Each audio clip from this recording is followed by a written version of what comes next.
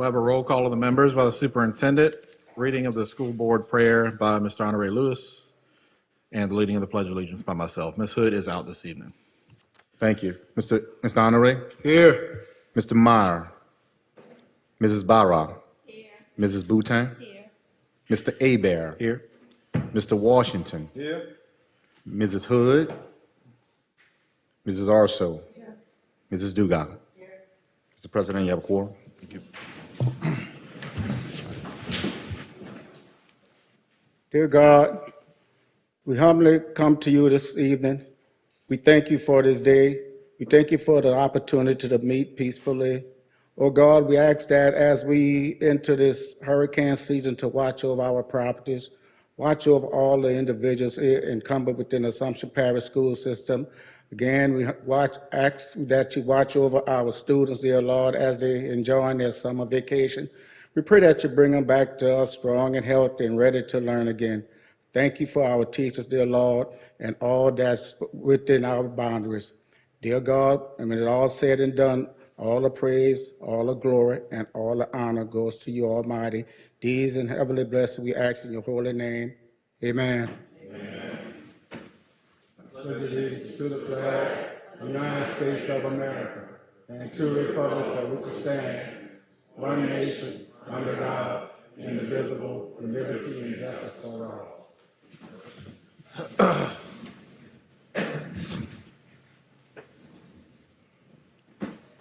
Thank you, Mr. Lewis. All right, under number 2, item A, adoption of agenda. I need a motion to adopt. Second. Moved by Ms. Doris, second by Mr. Jack. All in favor?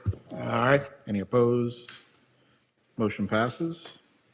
Under number 3, item A, approval of minutes of the June 18th, 2025 school board meeting. Need a motion? So move. Moved by Mr. Lewis, second by Ms. Alexis. All in favor? Aye. Any opposed? Thank you. Motion passes. B, adoption of the consent agenda. Moved by Ms. Orso, Second. second by Mr. Washington. All in favor? Aye. Any opposed? Thank you. Motion passes. Under number 4, item A, receive administrative personnel report. You have that report that you can review. Under B, receive update on technology projects. Mr. Joshua, you come forward.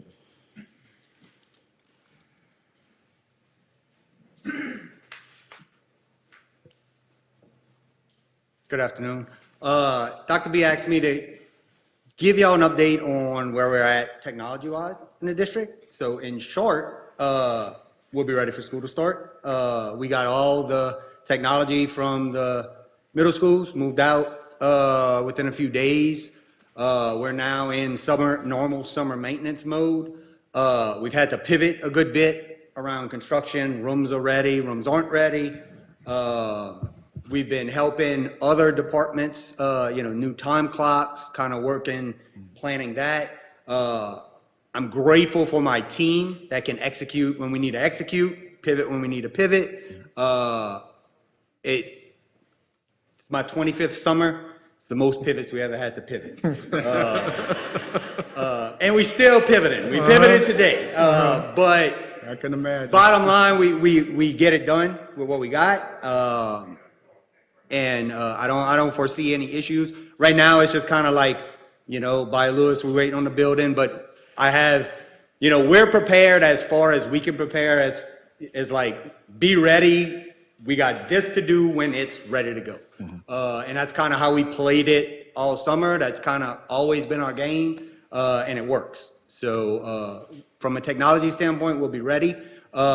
We didn't move stuff like cameras from the old campuses yet. We'll wait until we get everything settled, but we'll be able to add cameras to our campuses that are in use off of the campuses that aren't in use to kind of, beef the security up and older equipment, replace it with some of the equipment from other schools. So we'll be able to fill in some gaps afterwards. You anticipate having a surplus list for us, I guess, the next couple of months with old equipment or things I'm like not that? sure. Like smart boards, computers? Maybe. Well, technically, the smart board we did was we're able to replace Once school starts, all the classrooms are in place. By my estimation, we won't be using any old smart boards. So they'll all have screens. We were able to move, the numbers pretty much matched up when we moved from the middles down to the elementaries. Okay. But we purchased 25 new interactive displays for the high school. Okay. So we didn't move anything to the high school because we moved everything to the elementary schools. And then we did a count on how many classrooms were empty or had old equipment, and we purchased that at the end of last school year. We actually started assembling them today, so they're ready to get put in classrooms when the classrooms are ready. Gotcha, awesome. Any other questions? Quick question, Josh. What's the turnaround like once we get the building in, like by your lures? What you're anticipating the turnaround to have, like the internet and everything up and running there? Well, I already got the contractor, which is American Telephone, Andre. Been working with him since I've been here, 25 years. I told him the situation. We've been through that kind of situation before. So it's like, look, this is what needs to be done with that building when we're ready. And he's like, just give me a day or two heads up, and, he'll kind of adjust his schedule. We're a VIP customer to him. So he takes care of us. So. Awesome. Any other Anyone else questions? have any questions? Nope. Cool, Thank Josh. you. All right, next under item D, item C, receive update on summer programming.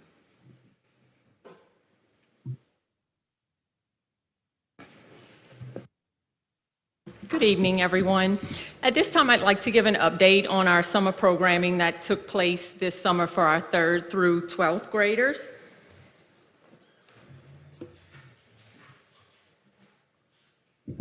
For summer programming, the efforts that were in place were to provide targeted interventions for our 3rd grade students who had scored well below on the end-of-year DIBELS assessment, to provide targeted reading and math instruction to students on grade level standards, provide academic enrichment activities, as well as credit recovery and LEAP remediation for our high school students.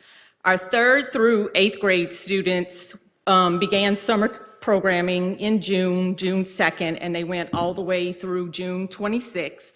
They had 60 minutes of grade level standards instruction, and then they were able to have time for remediation as needed in small groups with the teachers in reading and math, as well as 60 minutes of STEM activities. And then we had select students who maybe needed just that additional support, and they were provided an additional 30 minutes of targeted support interventions, whether it be in reading or math that was needed. Our 9th through 12th graders went a little bit longer due to state testing, and they had remediation provided to them, as well as helping them to stay on track for graduation. And you can see the number of participants that we had. We actually had more students than what's listed here, but what's listed here is the students who actually started with us and went all the way through and finished with us.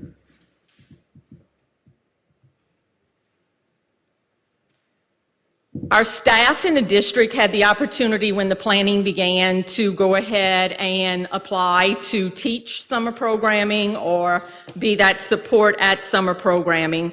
So here is just for you to see, we had a site coordinator at Napoleonville Primary School where our 3rd through 5th grade students attended. And on that campus, we had 7 teachers and 6 paraprofessionals providing the summer programming to the students at Napoleonville Primary School. Our 6th through 8th graders attended at Napoleonville Middle School campus, and we had 1 site coordinator there, as well as 7 teachers and 3 paraprofessionals. And then our 9th through 12th graders were at the high school campus, and there was a site coordinator there and the 5 teachers. And the site coordinator was responsible for running the summer programming and ensuring that, teachers had what they needed, students had what they needed, basically like the administrator of, the campuses there. The Transportation Department was very helpful in providing transportation for those students who needed it. We had 8 bus drivers. Miss Nellie helped to secure a nurse, and we appreciate our nurses because they rotated for us and provided the support that the students, needed each and every day that they were there. And then Mr. Justin provided for us the cafeteria manager, as well as we had 2 techs at each site.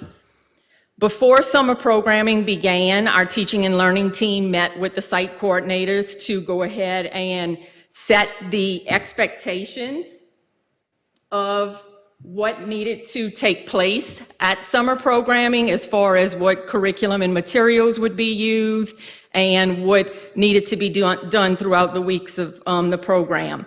And then the site coordinators met with the staff who was at each campus to provide the information needed to them as far as pacing and curriculum materials that were needed so that the summer program could get off to a good start. These are the outcomes of our summer programming here that we have to share with you. As you know, our 3rd graders are responsible for being successful on the DIBELS assessment based on Act 422. And we are proud to say that we only had 3 students that were sent to SBLC at the end of summer programming due to still being well below at the end of the year on DIBELS. So that was some really good results there for our 3rd grade students. In addition to that, we show growth in reading and math, as you can see, based on pre to post-test assessment results. And the standards that were assessed were those major content standards for reading and math based on the grade level standards for each of those content areas. So you can see, each grade level we had for 3rd grade in reading, we had 50% of our students show growth, and then for math, 93%. For 4th grade, we had 47% for reading and 97% for math. And then 5th grade was 76% for reading, 96% for math. 6th grade was 80% for reading, 100% for math. 7th grade was 87% for reading and 85% for math. And then our 8th graders, we had 75% show growth from the pre to the post, and then 88% for math show growth. So the instruction that was provided, the participation from our students, it really shows that the work that the students put in and that the teachers put in helped to get these students, moving forward on those grade level standards and the work that they were presented with. For our high school LEAP remediation, we had 54% of the students, 13 out of the 24 students, received a passing score to meet their graduation requirements. As we move into the new school year, we think about summer programming as helping to set, the stage for our new school year that's coming up for us. It helps to bridge those learning gaps that students have across the grade levels with their grade level standards. It helps to accelerate learning and provide that enrichment to them through the STEM activities that they participate in. Our high school students have the opportunity to regain credits and stay on track for graduation. It helps to prevent learning loss for our students, and then it also gives us data to help us inform where students are when we start the school year and what needs to be done to move these students or continue moving these students forward. And we would just like to say on behalf of our district, thank you to all of our teachers, our paraprofessionals, our nurses, our bus drivers, our cafeteria workers, site coordinators, everyone who had a hand in summer programming, because without them, it would not be possible. So we sincerely appreciate their time that they gave this summer to provide what our students need. If there are any questions? Yeah, the percentage of growth in the program is incredible. Really, and that's what we're looking for, growth and forward progress, and you can't ask for more than that, too. And I know we don't talk a lot about student outcomes, we talk about it less than what we should in the boardroom about student outcomes, but I love the information that this provides us. And maybe we see more of this throughout the year on student outcomes, on why we do what we do and how they're performing as well. So, and we'll see that in the metric from the state that came through with the growth points that we had, which is one of the best in the state, too. So thank you all very much. Did a great job over the summer. Thank you.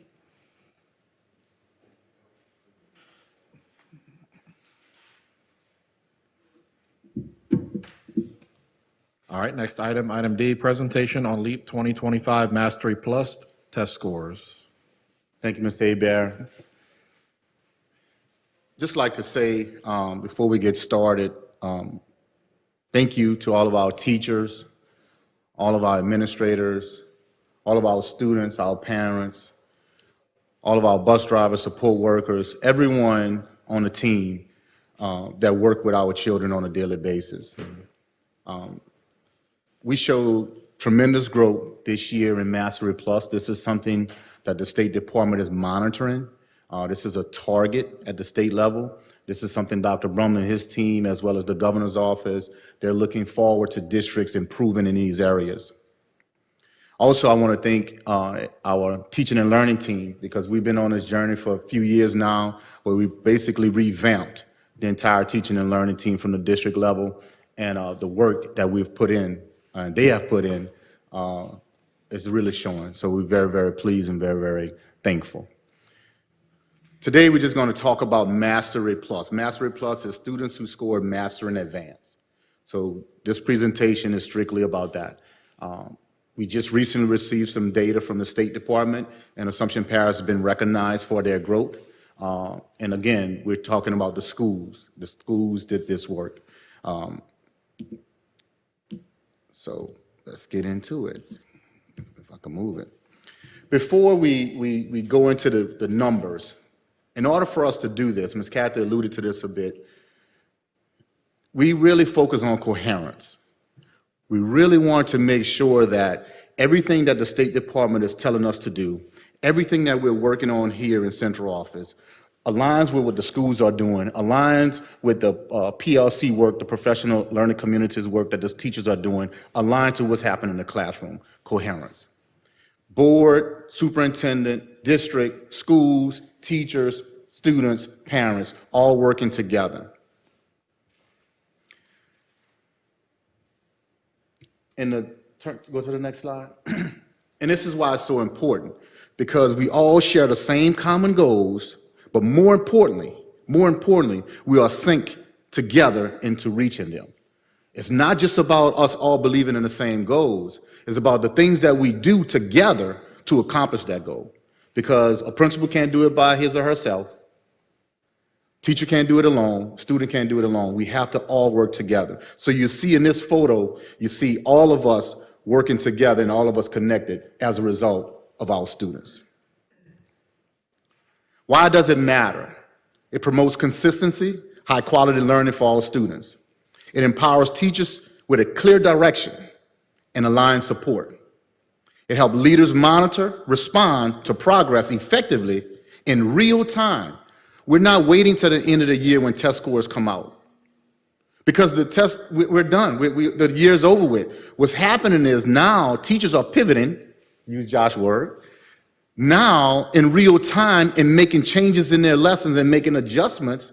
Because if a kid is not performing or a group of kids are not performing, and in real time, we are adjusting and a teacher is creating a different lesson or a different approach or using different strategies so those kids can be successful. It also increases efficiency by eliminating duplication and initiative overload. We all have one mission, almost like I say, one band, one sound, and that's what we're trying to align. What it looks like. So what does it look like in action? For example, a third grade math teacher using curriculum aligned to state standards. So we're not just teaching what we want to teach, we're teaching the things that are aligned or using the materials that are aligned with our students being able to be successful on state standards. We also back that up and reinforce that with the right professional development and also working in our PLCs. So there is that coherence. Also, when you look at school improvement plans, they're directly connected to district priorities and state priorities. LDOE has critical goals, and I just want to show you this last piece on coherence. One of the goals, one of the targets that Dr. Bellamy set forward is that he would like to students to increase their mastery level achievement on the LEAP 2025 assessment. And then when you look at Assumption Parish strategic plan, rigorous, culturally relevant instruction, strengthening the implementation of existing curricula by deepening teacher and leader content and instructional expertise, directly aligned with students being able to master the content. Teachers have to be masters, students have to be masters. So we're pouring a lot of professional development, Ms. Kathy's gonna speak to this a little bit, and a lot of training into our PLCs, our instructional leadership teams, and also what we do at the district level. Ms. Kathy's gonna speak a little bit about the action. So to finalize this coherent piece, this is also what we're doing here in Assumption Parish as far as that coherence is concerned and that alignment. Ms. Kathy?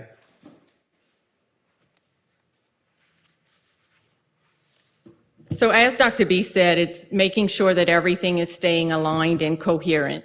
Our instructional leaders are participating in professional development that is intentionally prioritizing student learning and the effectiveness of teaching practices. It's helping to set those expectations for student learning so that we know as a district, we know as schools, we're all aligned in what students need to know and be able to do at each grade level. They're analyzing student performance weekly. They're looking at student work, student data, and using that student work and that student data in real time to help guide the instructional decisions that are being made on campuses across our district. And they're looking at it to determine where are those areas of strength, but then where are those areas maybe that need to be improved. In addition to that, high-quality instructional curriculum and materials are being implemented district-wide. Tier 1 curriculum implementation, where instruction is engaging, it's rigorous for our students, and it's aligned to the grade level standards. And teachers are receiving the support needed with that curriculum and instruction and assessment alignment so that we can ensure that that coherence piece is always there and available. The professional development that teachers participate in, it's ongoing and it helps to refine those instructional practices that maybe need that refining. This past school year, we had vendor PD provided. Eureka Math Squared was provided for our math teachers. We had CKLA PD. We had guidebook PD. We had science PD on PD days where we had the actual creators of the curriculum, the writers of the curriculum come in and support our teachers with the curriculum and help them to have a better understanding of what students needed in order to move them to mastery. It was intentionally planned with planning in place for them through this PD so that they can ensure that they're planning to meet students' individual needs and make sure that they're moving them forward. In addition to that, teachers were provided instructional coaching through our LEADS evaluation system.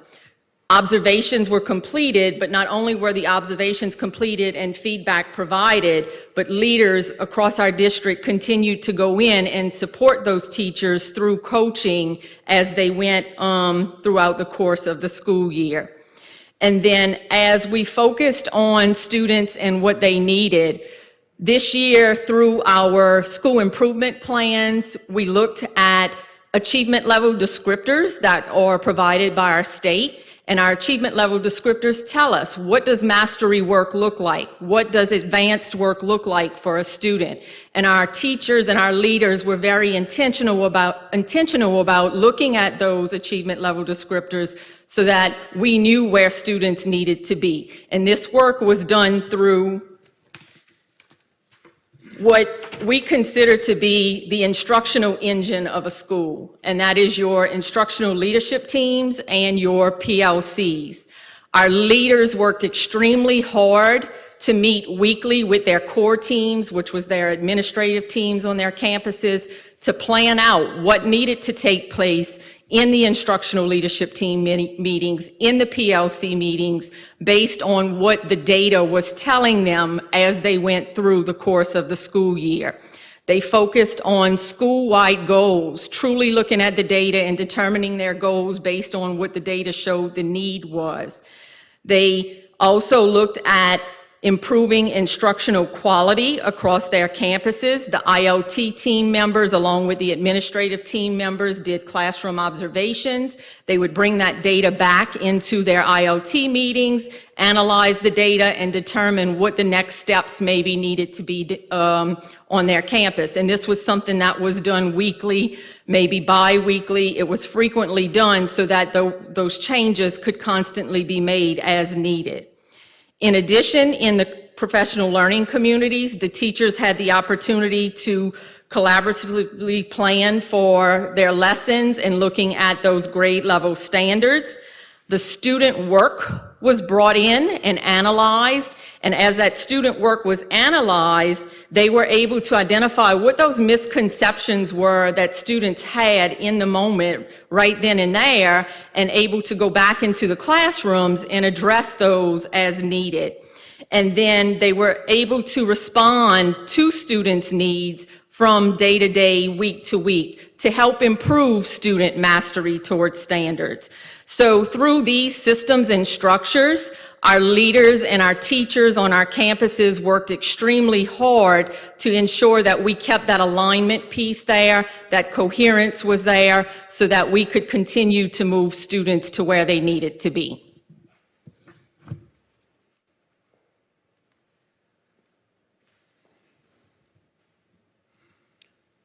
Collectively, Assumption Parish schools have increased Mastery Plus scores. Statewide recognitions have been given.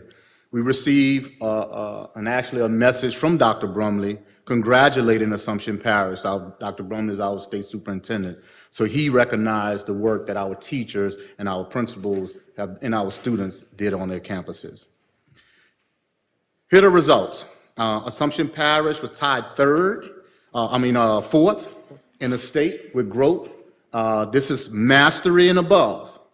And we're very, very proud. That's 3 through 8 overall, district level. 3 through 12, we had a 2 percentage point growth, which was also receiving top awards across the state. Our high school improved 1 percentage points. Our 3 through 8 improved 3 percentage points, and you combine, and it's 2. So let's get into the actual schools. You can see here Assumption High School improved from 2024 to 2025, 1 percentage point. Baccalaureate actually decreased 2 percentage points. Libertyville Primary, they increased 3 percentage points. Libertyville Middle School decreased by 1 percentage point. Napoleonville Primary, they had a dip this year, decreased by 6 percentage points. But remember last year, Napoleonville Primary had a huge increase in scores. Napoleonville Middle, consistent, 4 percentage point increases. Belrose Primary School, 1 percentage point increase. Belrose Middle School, 4 percentage points increase. Pierre Park Elementary School, 8 percentage point increase. And these are some highlights. I just want to highlight English, the highest growth in the parish. Pierre Park led the parish with 7.2 percentage points. Belrose Middle had 4.6 percentage points. Highest math growth, Pierre Park had 11.4 percentage points. Belrose Middle had 6.1 percentage points. Science, highest growth, Napoleonville Middle School, 6.0 percentage points. Pierre Part, 3.7 percentage points. And also I want to give a shout out to the schools, even though some of them didn't make the highest growth, but they grew in every subject tested from 3 through 8. All when you combine math, English, and science, Pierre Part grew every subject, math, English, and science. Labradorville Primary grew math, English, and science. And Belrose Primary grew math, English, and science. So at this time, well, let me get to the high school. High school, the highest mastery increase was in U.S. history. They grew 11.3 percentage points. Algebra 1 grew 5.8 percentage points. And we had geometry increased their basic, they increased their mastery, and they increased their advance. So at this time, I want everybody, let's give our schools a round of applause for doing a phenomenal job.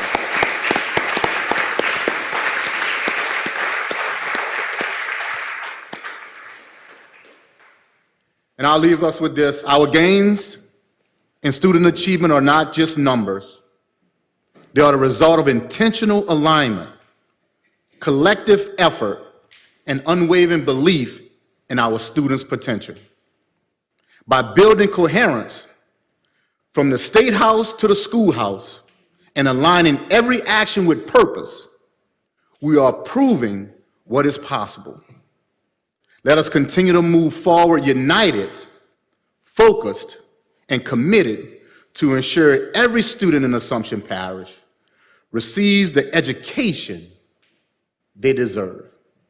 Thank you, board, for the support, because we could not do this without you. You all allocated a lot of money to support this work. I could not say enough about our teaching and learning team. I could not say enough about our principals, our schools, our teachers, and everybody in Assumption Parish that works in our system. Because this is not just about central office. This is not just about the district. This is about our community. Because our kids can learn. Our teachers can teach. And we're not proving it. We don't have to say it. We don't have to sell it. The State Department is. And they're recognizing it. So let's continue to support. Let's continue to invest in our schools. And again, thank the board for your support. Thank everyone. And congratulations to all of our students and our schools. Thank you. Thank you, B. Thank you, Dr. B. Thank you, Ms. Kathy.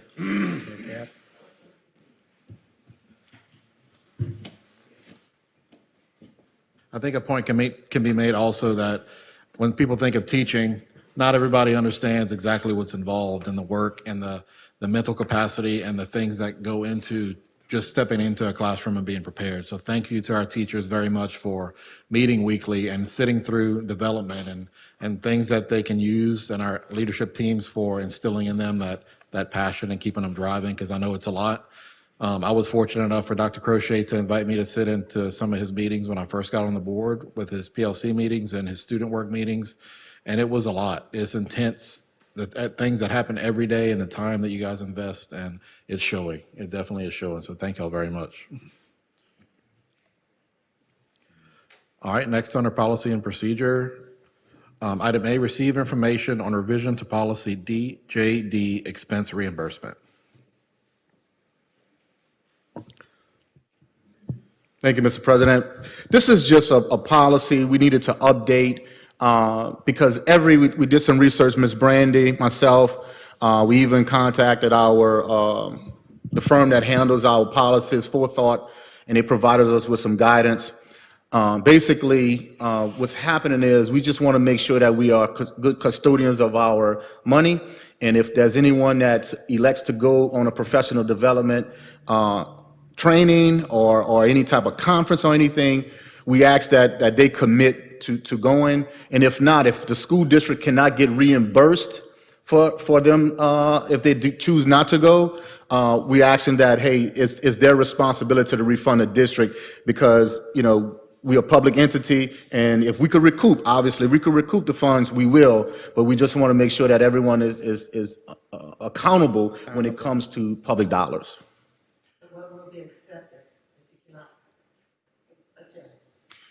As of right now, and this is, and I appreciate your comment, right now, there is no, I guess, acceptance to whether you're going or not. So if you want, we can put a provision in there.